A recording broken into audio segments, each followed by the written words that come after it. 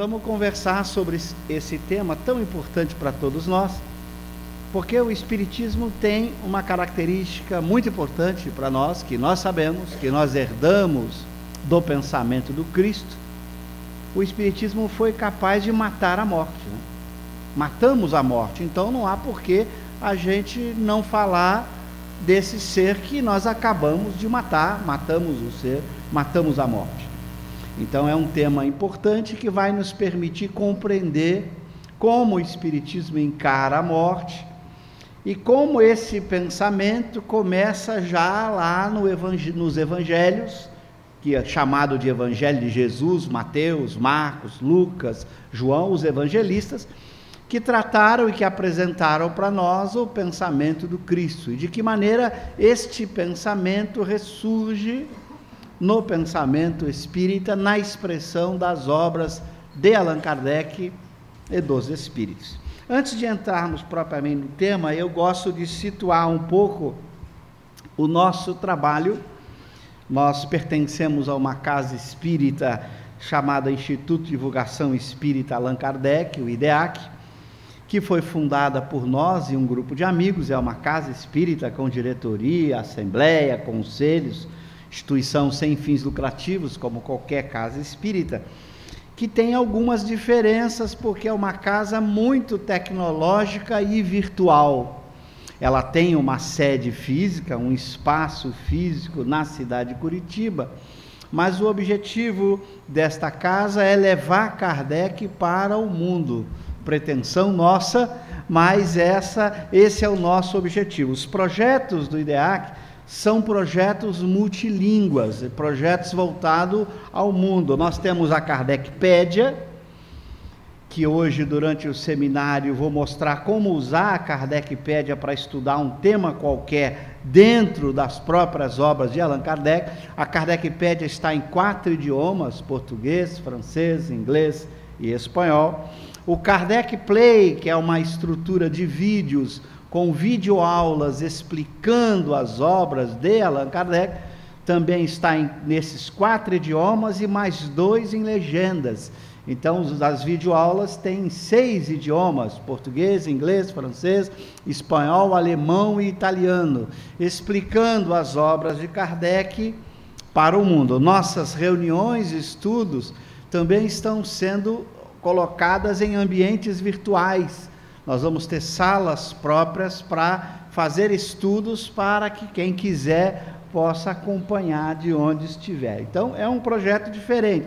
Fisicamente, no espaço real, a casa é pequena, nossas reuniões comportam poucas pessoas no espaço físico, mas virtualmente a nossa pretensão é levar a obra de Kardec para o mundo. Nós nos concentramos na obra de Kardec, não é porque a gente não lê outros livros, não é porque a gente não recomenda outros livros, mas a obra de Kardec é muito extensa, são 23 livros.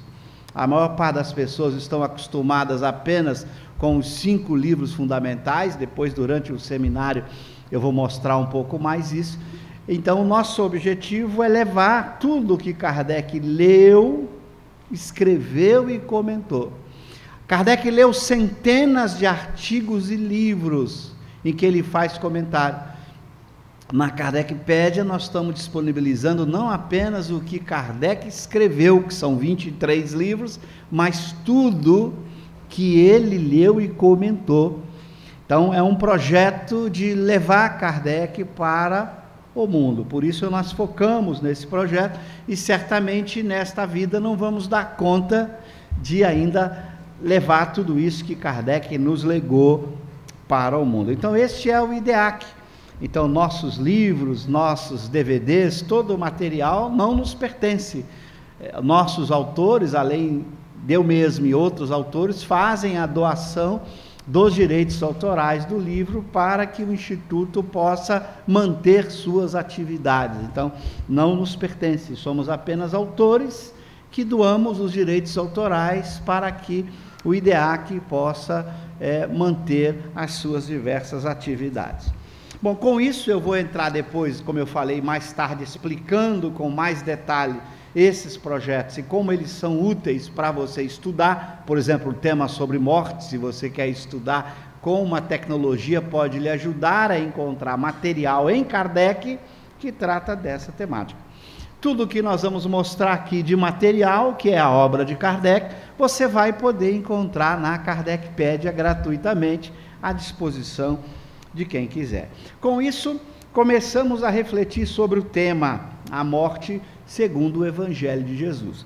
Resolvemos escolher uma passagem, já que o tema morte faz parte de todo o pensamento do Cristo.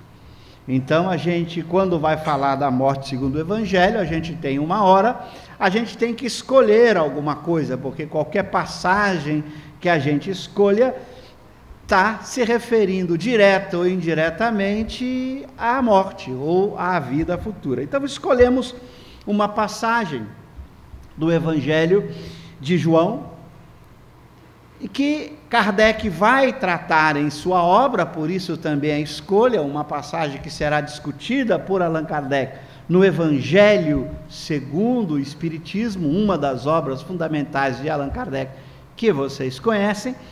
Nesse texto, aqui há uma referência a esta vida futura, que é o resultado da morte, é quando Jesus começa já a matar a morte, a dizer que não há morte alguma, que o que há é a continuação da vida, a alma, o ser que pensa, que sente, que quer, que tem consciência, que imagina, que cria, este ser que somos nós, não morremos. Há apenas um corpo que perece, mas esse corpo não somos nós. Da mesma maneira que a roupa que usamos não é a própria pessoa. O indivíduo essencial, que é o ser pensante, que tem emoções, que tem consciência, que raciocina, este ser pensante ou alma não perece jamais. Eu costumo dizer que é uma espécie de super-homem sem criptonita. Já viram isso? Um super-homem sem criptonita. Porque com a criptonita ele pode até morrer, aliás, já mataram ele em alguns filmes, né, e depois tiveram que ressurgir.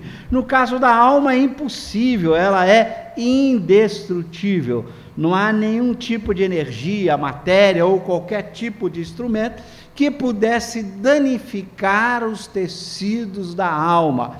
A alma não pode jamais ter sua natureza alterada de nenhuma maneira. Sua natureza física, sua natureza moral, o seu conhecimento, os seus valores, ela progride e avança, mas a sua essência enquanto ser não pode jamais ser modificado, ser alterado. Por isso a alma não pode ser comparada com aquilo que nós chamamos de matéria. Toda matéria que nós lidamos, qualquer que ela seja, sofre aquilo que em filosofia se chama de corruptível. Aliás, um nome horrível para os dias de hoje, né? A matéria é corruptível. Corruptível significa que ela se destrói, se desgasta, se altera. A alma é incorruptível, no sentido filosófico da palavra. Lamentavelmente, nós estamos encontrando tantas as almas aí que estão sendo corruptíveis no sentido moral do termo. Mas no sentido filosófico, não. A alma é indestrutível, então ela difere de tudo aquilo que a gente conhece como matéria. Por isso a gente não consegue estudar propriamente a alma diretamente na sua natureza de ser. A gente consegue estudar a alma em sua natureza moral, o seu mundo de pensamentos, sentimentos, conhecimentos, ideias. Este mundo moral da alma pode ser estudado. E é estudado na ciência, na filosofia espírita, nas obras de Kardec e dos Espíritos. Então é possível estudar essa natureza moral da alma, embora a gente não possa estudá-la do ponto de vista de sua natureza de ser ou de sua natureza física, se assim podemos expressar.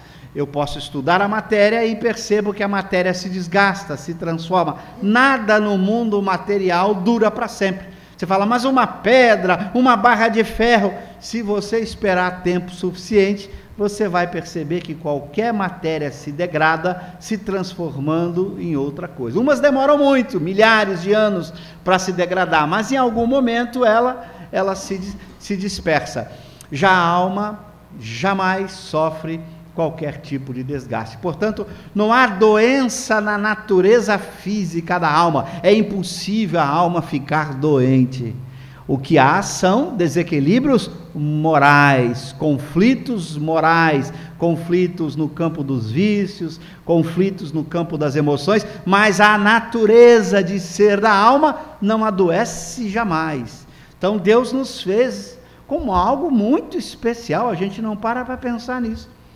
Imagina, você é um ser indestrutível. Você não precisa ter medo de absolutamente nada. Este medo, essa paixão do medo que surge a partir da interação com a matéria, quando a gente tem a vida ameaçada, diante de um perigo, a gente tem esse medo de sofrer, esse medo de morrer.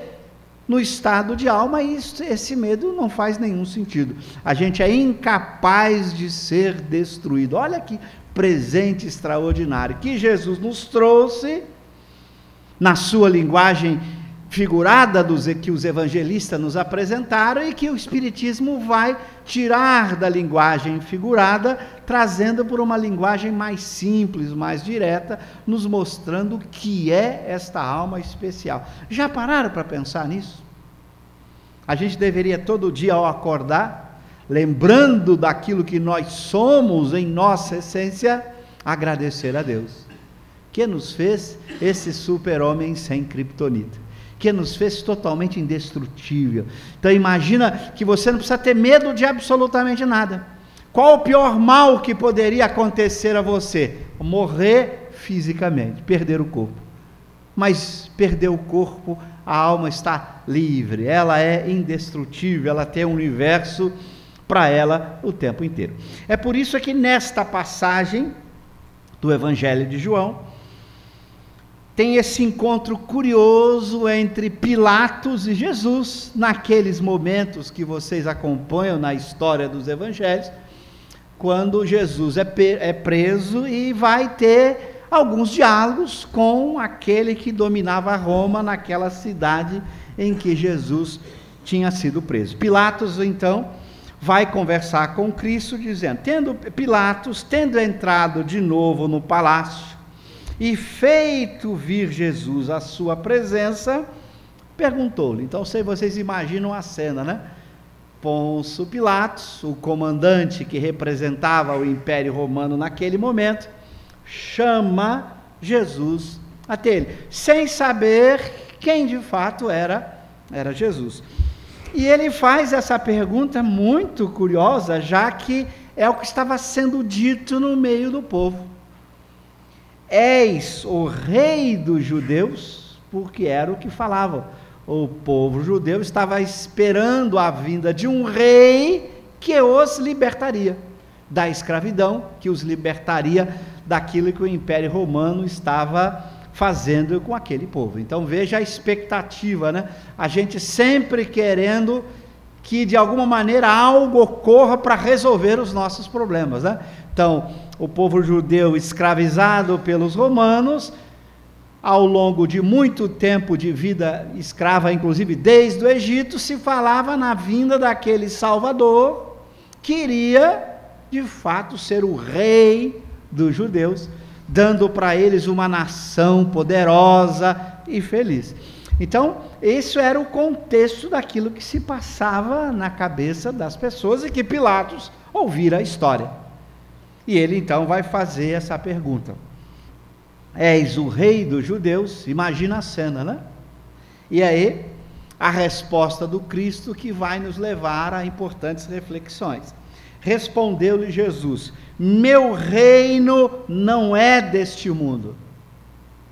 Então veja que ele não abriu mão de se colocar como um senhor, mas não daquele reino que estava todo mundo achando que ele viria resolver os problemas daquele povo escravizado.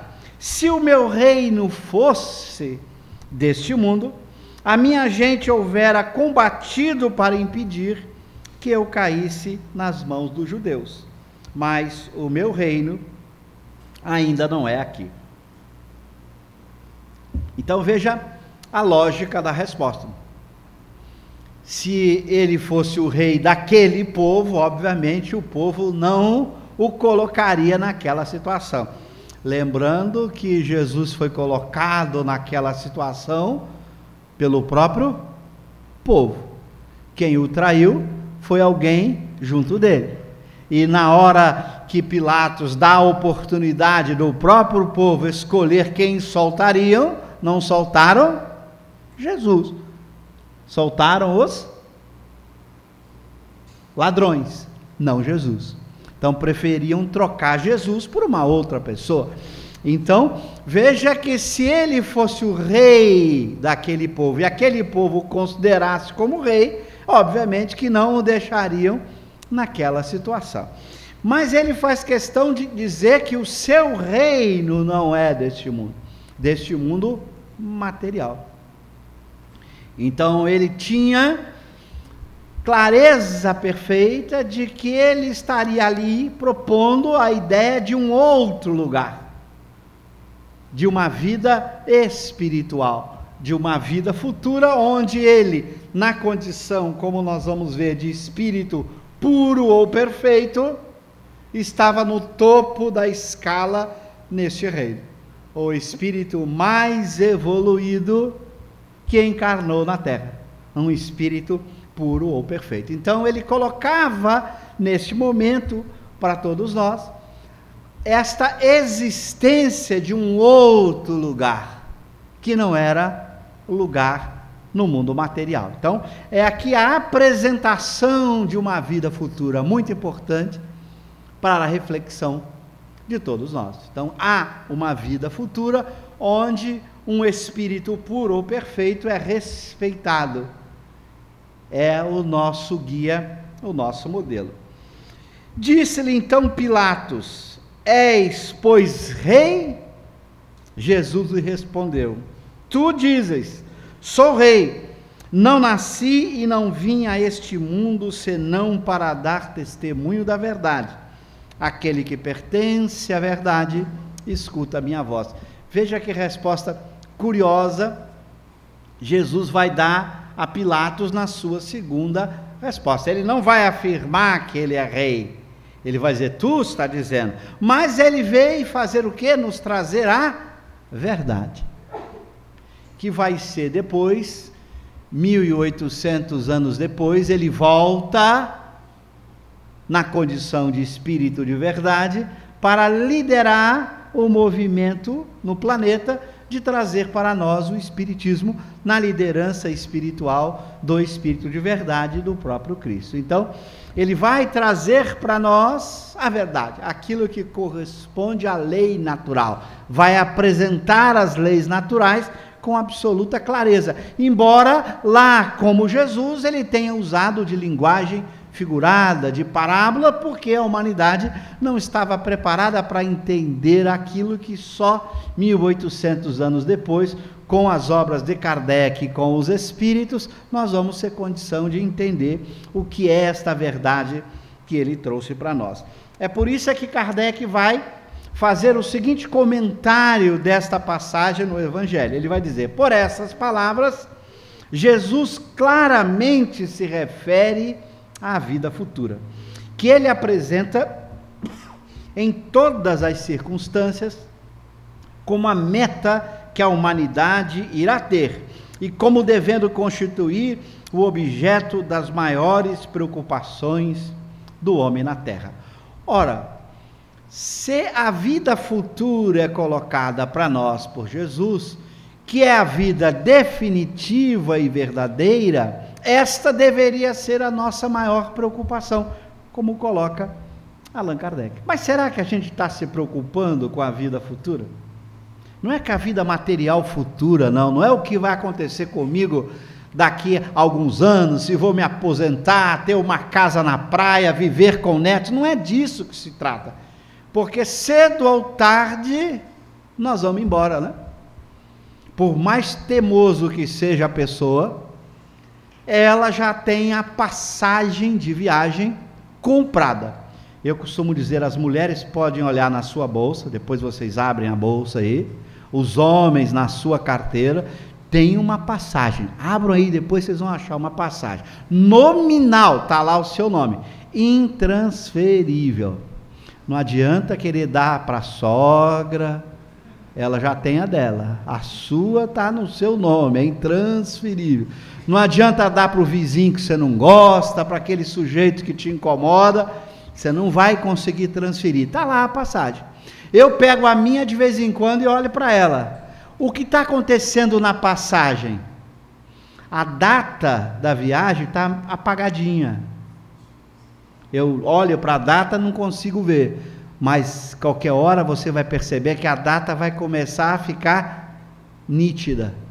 Daqui a pouco você vai ver a data, a hora da viagem chegará.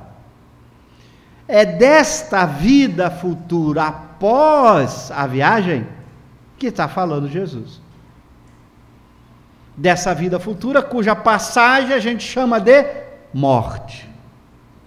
Todos nós vamos morrer. E às vezes a gente não para pensar nisso. Coisa mais curiosa vai mostrar Allan Kardec em suas obras, e eu vou explorar um pouco mais no nosso seminário depois. Que o tempo de vida após a morte é muitas vezes maior que os tempos de vida no corpo. Nós passamos aqui 70 anos, 80 anos, os mais temosos, 90 anos, 100 anos, mas ele vai. O tempo de vida na vida após morte, como nós vamos estudar depois, na erraticidade, é muitas vezes maior. Às vezes ficamos 2, 3 mil, 5 mil anos na erraticidade, para daqui a pouco encarnar 20 anos, 30, 50, cada um tem o seu tempo. Voltamos de novo para a vida na erraticidade. E o tempo na vida, na erraticidade, vai aumentando.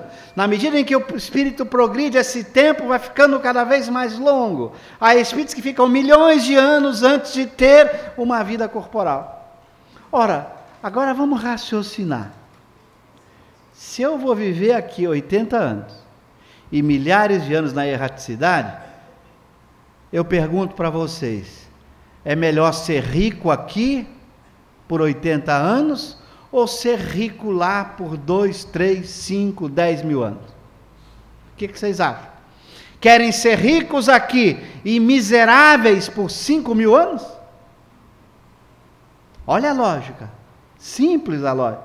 Se eu vou passar muito mais tempo na erraticidade, e depois de um certo tempo, raramente estarei no mundo corporal, raramente, quanto mais eu avanço no processo evolutivo, mais raro se torna o processo encarnatório, eu tenho que me preparar para viver aqui? Eu tenho que me preocupar com a vida corporal que vai durar tão pouco? Paremos para pensar. Onde está a lógica? Onde é mais importante colocar o meu pensamento? Nesta vida que eu vou viver para sempre. Nesta vida que dura um tempo muitas vezes maior. Então, por isso, esta frase admirável que Allan Kardec comenta aqui. Como a meta a que a humanidade irá ter e como devendo constituir objeto das maiores preocupações do homem na Terra. Nossa maior preocupação deveria ser a seguinte: como é que eu posso morrer e chegar do lado de lá rico? Com o sentido da palavra rico. Ter riqueza significa ter saúde, liberdade, todos os recursos necessários para ser cada vez mais feliz nessa vida após a morte, já que a ideia de riqueza está associada à liberdade, a poder, à felicidade, etc, etc. Então, como conquistar um patrimônio maior para a vida após a morte, e não um patrimônio maior para aqui que vai ficar? Nada do que eu conquisto do ponto de vista material ficará, ou irá comigo, ficará aqui. Então esse é o grande desafio que o pensamento espírita nos coloca, e que vai nos levar a responder essa pergunta: como ser rico após a morte? Eis a grande questão. Questão que vai ser tratada em toda a obra de Allan Kardec e dos Espíritos. É importante não apenas indicar que a vida futura é a definitiva e que ocupará o maior tempo nosso, mas também dizer como é que você pode chegar lá muito mais feliz. E como é que você poderá viver lá muito mais feliz. Eis o desafio que nós temos pela frente. Como fazer esta passagem, ganhar esse patrimônio maior para a vida futura, para a vida verdadeira. Continua Kardec, todas as suas máximas, quer dizer, as máximas de Jesus, se reportam a esse grande princípio. Qual é o princípio? De que há uma vida futura. Por quê? Porque só faz sentido falar em moral, em ética, se eu penso numa vida futura. O raciocínio é bem simples. Imagina que eu aceitasse uma teoria materialista, que diz o seguinte: eu sou esse corpo que morre e desaparece. Quem está pensando, quem está falando, quem está sentindo é um cérebro que vai apodrecer e desaparecer. Meu filho é esse corpo, minha esposa, os amigos, todo mundo é esse corpo que vai desaparecer e morrer. Leve isso a sério. Imagina que você adote esta doutrina materialista. Aí você vai se perguntar: para que eu vou pensar nos outros? Para quê? Eu vou me preocupar com meu filho. Para quê? Ele vai morrer como eu e vai desaparecer. Eu vou me preocupar comigo apenas durante o tempo que eu tenho. Se eu tenho mais 20 anos, deixa eu curtir esses 20 anos, porque eu vou desaparecer, meu filho vai desaparecer, meus amigos vão desaparecer. Para que me preocupar com os outros? Mas eu sou egoísta fazendo isso. Mas qual é o problema de ser egoísta? Eu vou desaparecer. Para que eu vou me esforçar para ser caridoso, para vencer a raiva, o ciúme, a inveja? Para quê? Eu vou durar mais 20 anos? E daí, para que eu vou me preocupar em fazer esse esforço de me conter, de segurar a minha ânsia de prazer, de riqueza, de curtição da vida? Para quê? Todo mundo vai desaparecer. Não só eu, meu filho, todo mundo.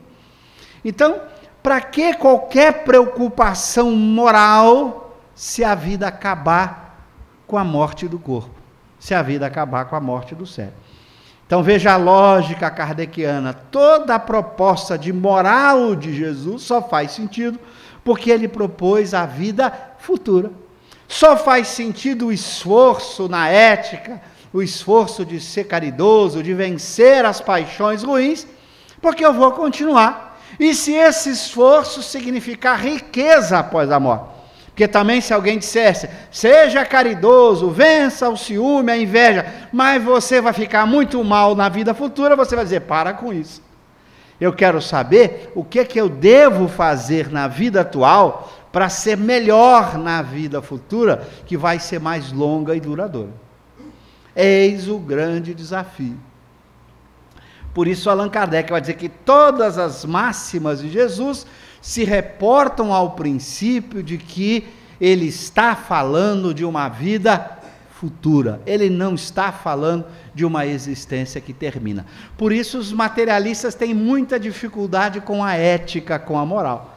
Porque eles sabem que se o sujeito de fato acreditar que a vida acaba com a morte, que ele é apenas um cérebro que pensa, esse sujeito não terá nenhum estímulo para enfrentar o seu egoísmo, as suas paixões.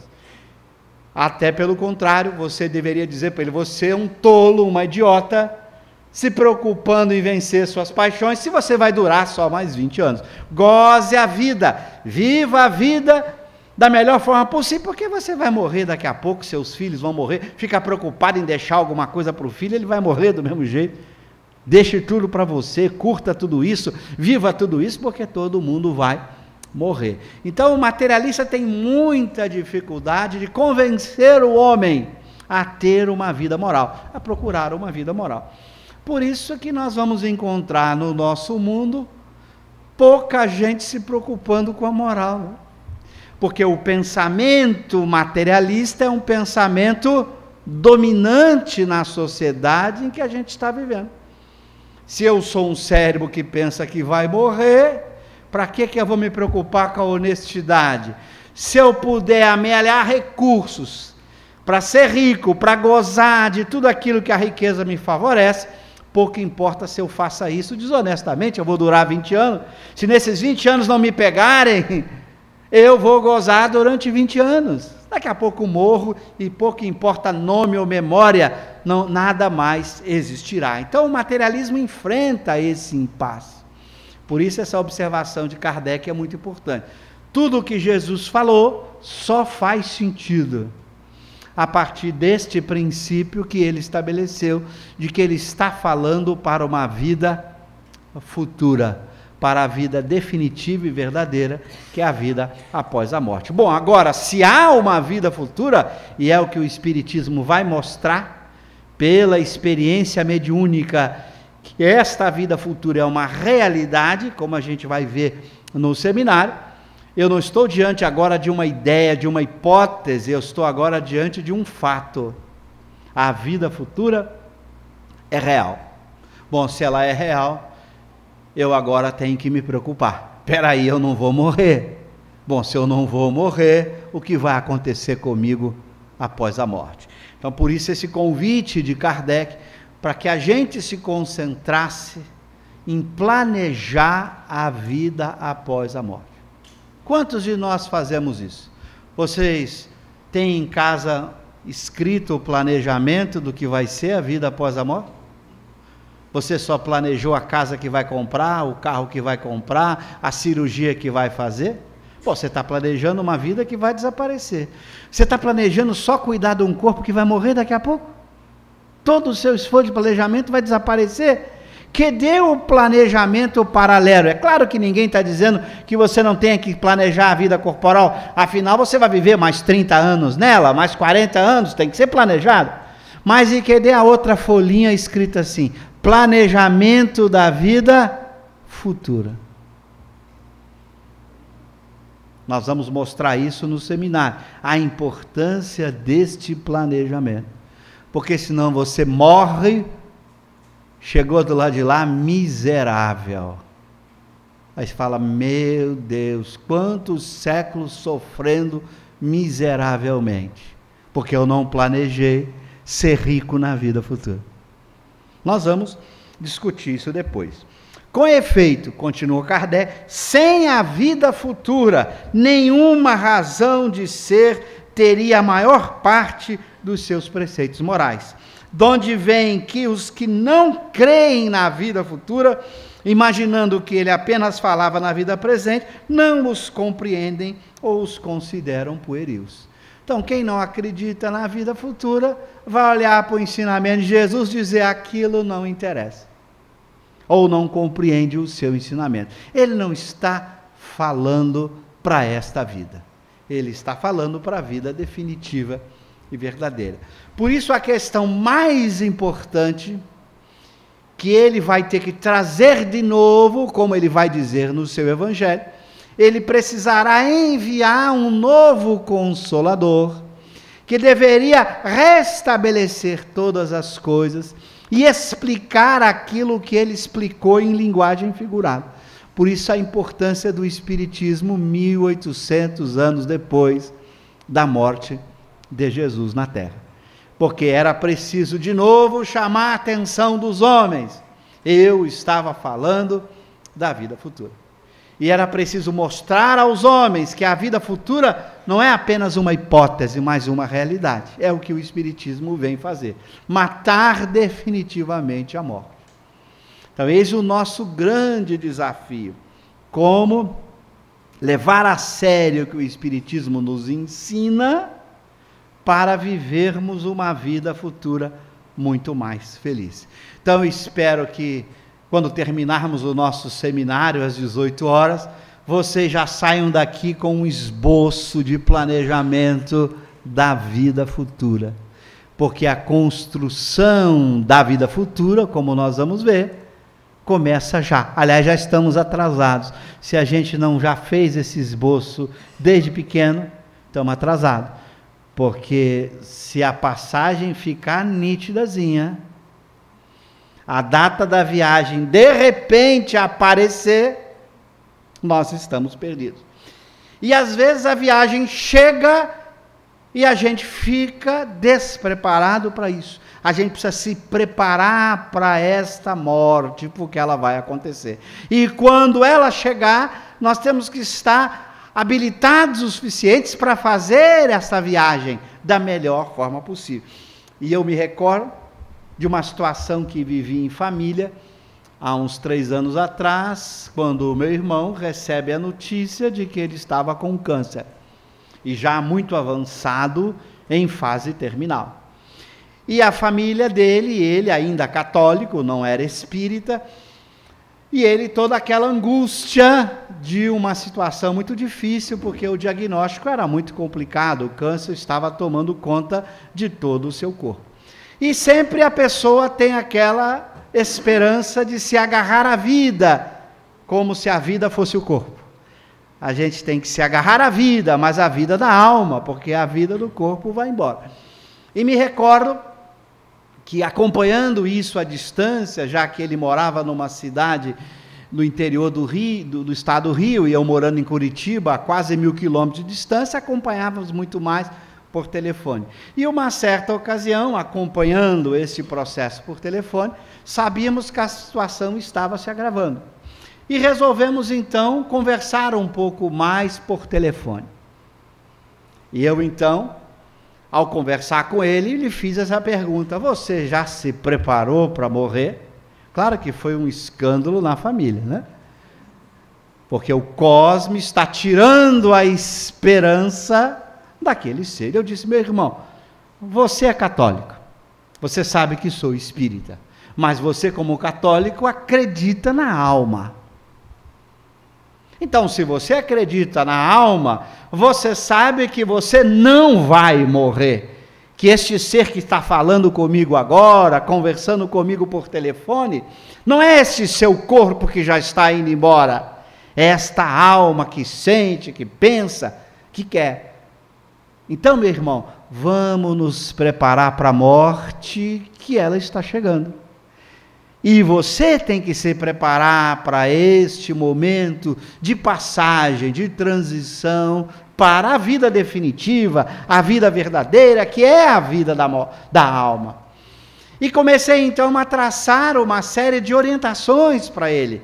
Como é que se procede quando este momento está chegando? E muitas vezes você percebe, porque você percebe as forças indo embora, você percebe pelo diagnóstico que as chances são muito pequenas, então é fundamental você se preparar para isso. É claro que o ideal seria que a gente começasse a se preparar para a morte desde o berço materno. Que os pais educassem os filhos para a morte, para que eles pudessem, desde o berço, serem preparados para uma realidade que vai acontecer. Mas a gente criou um negócio muito esquisito com a morte, né? A gente vai fugindo dessa realidade como se ela não fosse acontecer. O simples fato de falar da morte, alguém bate na madeira. As pessoas não gostam nem que fala, mas vou morrer, bate na madeira. Como? Você vai ficar para semente? Todos vamos morrer. Então é claro que o ideal é que essa preparação já acontecesse com o leite materno, com o bebezinho que vai sendo orientado, da mesma forma que ele veio, encarnou, ele vai desencarnar. E que a forma como ele vive na Terra vai ser crucial para a sua vida futura. Mas se não deu tempo de fazer isso, porque nós descuidamos disso, nós esquecemos, nós estamos preocupados com a escola, com a faculdade, com o trabalho, esquecemos de nos preparar muitas vezes para a morte, mas se agora ela está pertinho, né? E eu dizia para ele: meu filho, meu irmão, ela está aí.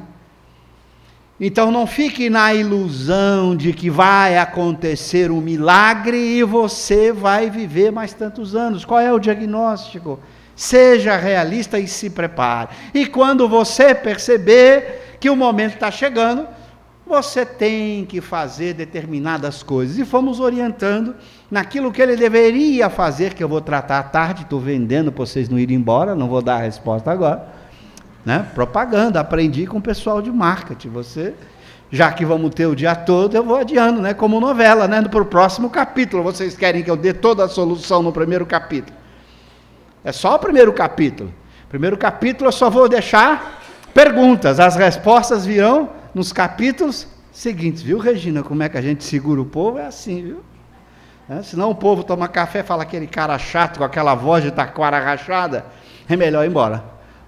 Então assim a gente prepara. Então eu fui dizendo para ele como o Espiritismo nos ensina a nos prepararmos para que a nossa passagem, que esta viagem é uma passagem, é um processo que demora um certo tempo, de que maneira nós temos que proceder durante esse tempo de passagem para que a gente tenha um despertar nesta outra vida da melhor forma possível. E fui então dando as orientações para ele, para que ele se preparasse com todo carinho. É claro que não fui bem-vindo na família. Até hoje a esposa dele não gosta de se encontrar comigo, porque ela acha que eu não dei para ele o estímulo necessário para que ele continuasse vivo. Mas esse papo foi muito importante, porque 1 ou 2 dias depois ele acabou desencarnando, e eu tive a esperança, não sei, de que ele tenha usado algumas dessas orientações para que ele pudesse ter uma desencarnação muito mais adequada ao longo daqueles dias que ainda teve de vida na Terra. Mas veja a importância de se estudar essa temática para que a gente jogue a morte fora. O espírita não pode ficar triste com a morte é um fenômeno natural. Como é que eu vou ficar triste com a chuva ou com o sol? Chuva ou sol são fenômenos naturais. E a morte é um fenômeno natural, é uma lei de Deus. Eu vou ficar triste com uma lei de Deus? Isso é revolta, isso é indignação, isso é falta de fé. Se Deus nos chamar agora, que alegria, chegou a hora da morte. Se disser para nós, não, tem mais 20 anos de vida, que alegria, teremos mais 20 anos de vida. A gente vive alegremente na visão espírita, quer a vida seja concedida por mais alguns anos de dor ou de alegria, quer a vida termine com a morte. A gente está feliz porque as leis naturais são as leis de Deus, e aquilo que Deus quer, a gente deve aceitar com absoluta alegria. Então não há razão para ficar triste, fulano morreu. E eu me recordo mais de uma situação pessoal, porque a gente tem que falar das situações pessoais, que são aquelas que a gente vive. Eu me recordo que a minha mãe, aos 83 anos de vida, se internou numa UTI em estado grave, e eu morando a 1000 quilômetros de distância, resolvi então visitá-la. Ela já estava há uns 30 dias na UTI, com aqueles aparelhos que mantêm a vida, com aquela respiração ofuscante, e eu fui lá visitá-la. Quando eu chego lá e vejo aquele seu corpo carcomido pelo tempo, as chagas que surgem no corpo devido a ficar tanto tempo numa UTI, e eu orava ao anjo guardião dela para que, se Deus o permitisse, que ela pudesse partir. Então faço a minha prece ali em torno do seu corpo, rogando a Deus que fosse feita a sua vontade, e que, se a sua vontade fosse encerrar aquele sofrimento, que aquilo acontecesse o mais rápido possível, para que ela sofresse menos no corpo, como estava sofrendo já há muito tempo, entubada, com todo aquele estado que vocês sabem o que ocorre com uma pessoa quando está nos momentos finais da existência. E saí dali do hospital, tinha chegado tarde da noite, o hospital me permitiu que chegasse até ela, e eu fui visitá-la e fui para o hotel. Lá pelas 3 horas da manhã, o hospital me liga que ela havia desencarnado, e eu estava feliz da vida. Nossa, Deus é grandioso. E é uma situação curiosa. Imagina agora você ir para um enterro feliz. Olha a situação que eu ficava, né? Eu estava lá, não conseguia às vezes controlar o meu sorriso de alegria. E eu tinha que, claro, que segurar o sorriso para não ser mal interpretado. E eu estava ali feliz, porque ela cumpriu uma vida de 83 anos de dignidade. Então, naquele momento, eu feliz. E a família não entendendo por que eu não chorava, por que eu não estava triste, por que eu não estava desesperado. E eu não falava nada, obviamente, respeitando a crença de vários dos familiares que eram católicos. Não eram espíritas, vários deles. Então, neste momento, você vive o que é a morte, uma passagem natural, absolutamente natural, que o espírita tem que encarar com alegria, do mesmo jeito que ele encara a vida, porque a vida continua. Então, se o indivíduo recebe a oportunidade de ficar mais tempo, alegria. Mas se Deus diga, venha, o seu tempo acabou, a gente tem que responder com o quê? Com alegria. Porque Deus sabe o que faz. René Descartes, o grande filósofo francês, um dos precursores do espiritismo, lá no século XVII, trazendo a filosofia espiritualista racionalmente, que prepara os caminhos para que o próprio espiritismo encontrasse as bases racionais naquela Paris. René Descartes tem uma frase muito interessante numa de suas obras. Ele diz assim: naquilo que dependa de você, faça o melhor, seja virtuoso. Dependeu de você, da sua escolha, do seu esforço, do seu desejo, da sua vontade, faça o melhor possível, seja virtuoso. Porque dependeu de você, é só de você, seja virtuoso. Mas naquilo que não dependa de você, rejubile-se, alegre-se, Deus sabe o que faz. Então não dependeu de você, um acidente que surgiu que não dependeu de você, uma doença que surgiu que não dependeu de você, uma morte que surgiu que não dependeu de você, uma crise econômica que te levou à miséria e não dependeu de você, rejubile-se, alegre-se, Deus sabe o que faz. É a posição daquele que entendeu a existência de Deus e o universo como ele funciona. Nós estamos num mundo de provas e expiações que nós escolhemos as nossas provas e expiações antes de encarnarmos, cada um tem a sua. Quando a gente dorme, a gente sabe bem quais serão essas provas e expiações que ainda faltam viver ao longo da nossa existência. Escolhemos, Deus o permitiu. Então, tudo aquilo que vier, não dependendo de nós, só nos resta uma postura: alegrarmos, rejubilarmos, aceitarmos nesse estado de resignação especial, porque o homem resignado é aquele que aceita a vontade de Deus com alegria. Não é aquele que aceita com a cara amarrada, com a revolta, não devia ser assim, não podia ser assim. Não, ele aceita alegremente, porque ele sabe que o que vem da vontade de Deus é o melhor para ele. E se você quer o melhor para você, para as pessoas, rejubile-se naquilo que não dependa de você. Alegre-se, Deus sabe o que faz. Então o espírita aprende a encarar qualquer circunstância da vida, boa ou ruim, com alegria no coração. É claro que encarar as boas é melhor, né? É mais fácil. Se a situação é boa, a gente já sente alegria, mas e se a situação foi ruim e não dependeu de você? A gente tem que aprender a viver com alegria sempre, porque esse estado de júbilo, de alegria, é uma característica daquele que entende o que é Deus, essa inteligência suprema, essa causa primária de todas as coisas. Quem entende o que é Deus, como o universo funciona, percebe que ele tem que ficar alegre e feliz em qualquer circunstância da vida. Ele descobre que a verdadeira fé é esta confiança alegre em que Deus existe, ele sabe o que quer. Senão nós estaremos na postura do materialista. A gente tem que respeitar o materialista que fica triste diante da doença, da miséria, da dor, porque ele acha que ele é um cérebro que pensa, que não há um Deus, que não há uma vida futura. É claro, se o sujeito acredita que não há um Deus, que ele é um cérebro que pensa que não há uma vida futura, é natural que ele fique triste se ele está perdendo alguma coisa, se ele está diante de uma dor, de um sofrimento. É natural, a gente tem que respeitá-lo, porque é a conduta racional coerente com a sua crença. Se eu vou durar só 20 anos, eu tenho que ficar triste se eu ficar pobre, se eu ficar doente, porque eu só tenho 20 anos de existência.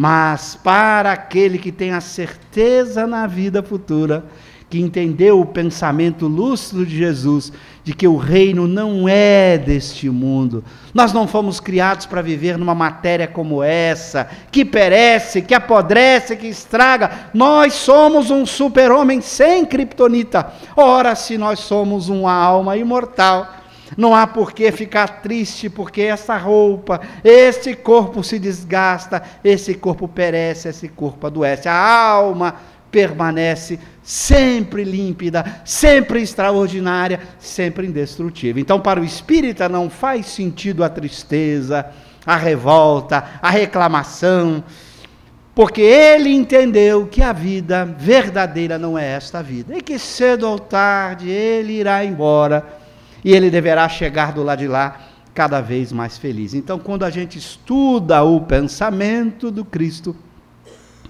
com a linguagem moderna, bem construída dos Espíritos e de Allan Kardec, a gente entende esta realidade maior que é a vida futura. E esse é o convite que eu deixo para vocês, para a gente continuar depois no seminário.